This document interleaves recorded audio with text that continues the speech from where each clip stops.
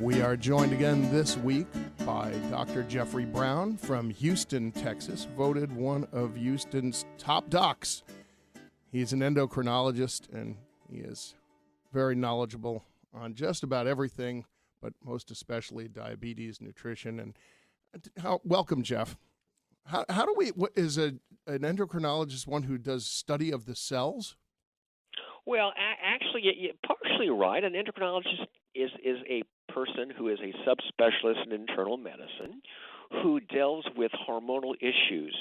And a hormone, I mean, there's all sorts of joke about what a hormone is, but what a hormone is This is a family show.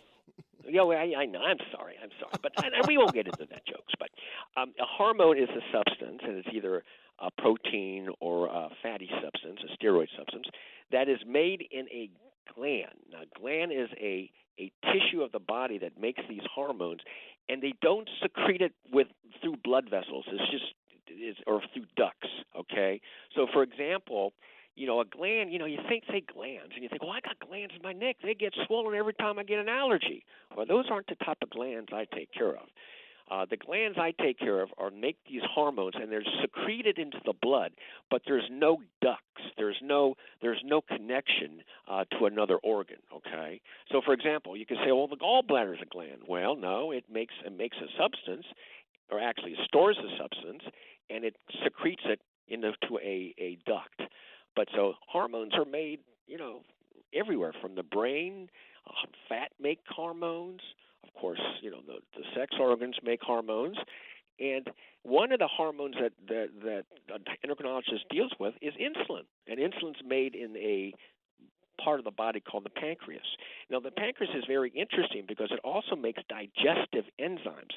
That's not part of endocrinology because digestive enzymes are secreted into what we call the cystic ducts or bile ducts, and that goes into the gut. But no, the insulin secreting part of it, called the beta islet cells, actually just secrete it into a local capillary, which is a very, very small blood vessel. So I love hormones, and it has the effect on another part of the body. So you make insulin, it affects everything, okay? You make male hormone, it affects everything. You make thyroid. All this is part of the glands, from ovaries to testes to pancreas to thyroid to the adrenal gland, and the main control center, of course, is the pituitary gland. It's wonderful. It affects everything and everybody. Oh, we were talking last week about something that specifically, really particularly nettles me, which are the wide range of popular protein shakes that are out there now and smoothies, because I think it's just a modern equivalent of snake oil. Well, it's interesting, and I get this, people coming. Dr. Google comes to my office all the time with the patients, okay? And I wrote a paper years ago. I was co-author, 1980s, of looking at protein intake and diabetic kidney failure, okay? And what we found is that when we lowered the protein intake, and this is specifically in diabetics, we lowered the amount of kidney failure, and we prevented renal dialysis or transplant in a great amount of patients. And that was the first studies were done in the 80s, and now this low-protein or controlled protein diet is used universally throughout the world in order to control kidney failure in general. So protein is not your friend, okay? Protein is not your friend in terms of it taking it all by yourself. Now, again, as you know, I treat a lot of elite athletes. And, that's, I'll take a protein shake and it'll help my muscles recover. That is bunk, okay? What's actually happening when we chug down the protein shake then, or the smoothie? Well, it depends. Well, first of all, it probably does nothing. There's the same amount of calories in a gram of protein as there is in a gram of carbohydrate, okay? So caloric-wise, you have no advantage, okay? If you got diabetes or any kidney problems, it can be toxic to your kidney, okay? And so you're adding calories, but that calories are not used any differently than any other source of calories. This idea that you're promoting muscle health is garbage, except if you had a diet that was really, really, really low in protein. Then that you could cause problems to your musculoskeletal system, okay?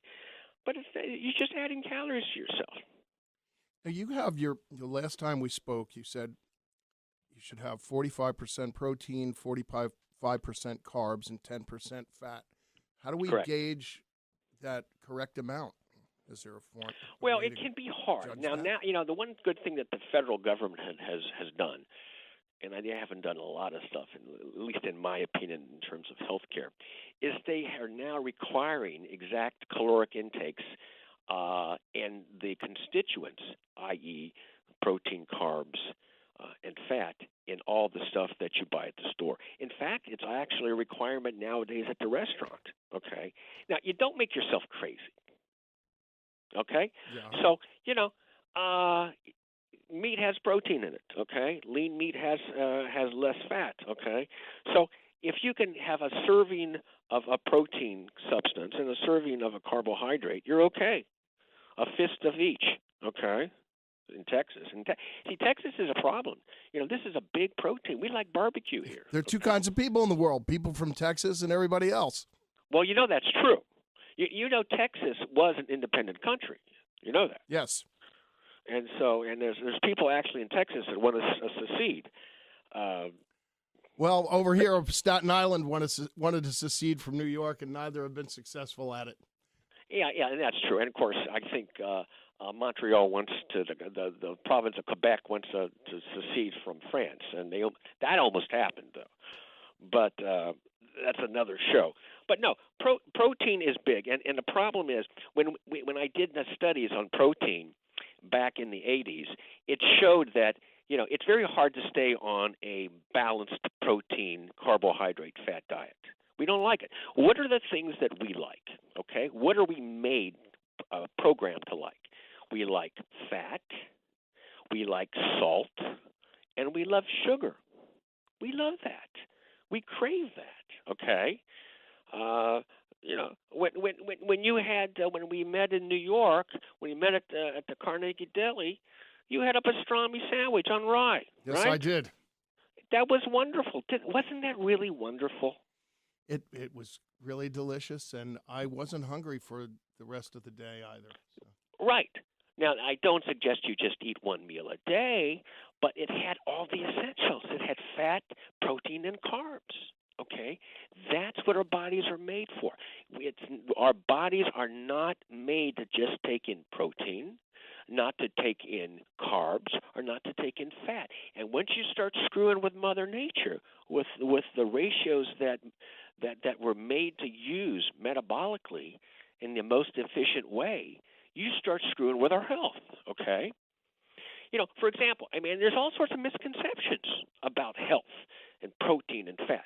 For example, do you think, I ask this to doctors all the time, can you get your cholesterol too low? I would imagine you could, yes. Yeah, you know why?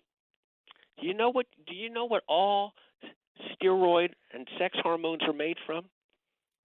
Bad cholesterol. Oh, okay. Did you know that? No, I better get mine checked soon. Well, if the bad cholesterol gets too low, there's other things that can get too low that you might not want, okay? Mm-hmm.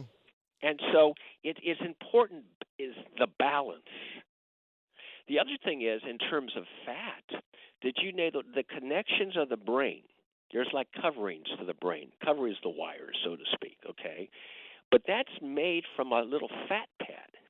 And if you get your fat content in your diet and in your blood too low, you don't think as well. The connections don't go as quick. All right, this is good food for thought. When you're back next week, I want to discuss that further, and I really want to discuss the next time you're on the show, skipping meals, which I think is a big offense on the part of a lot of people, and they unfortunately all think that they're doing themselves good when they do that. So next episode, we're going to discuss that. Be a pleasure. Thanks for calling in, Dr. Brown. and we'll speak next week. Sounds great.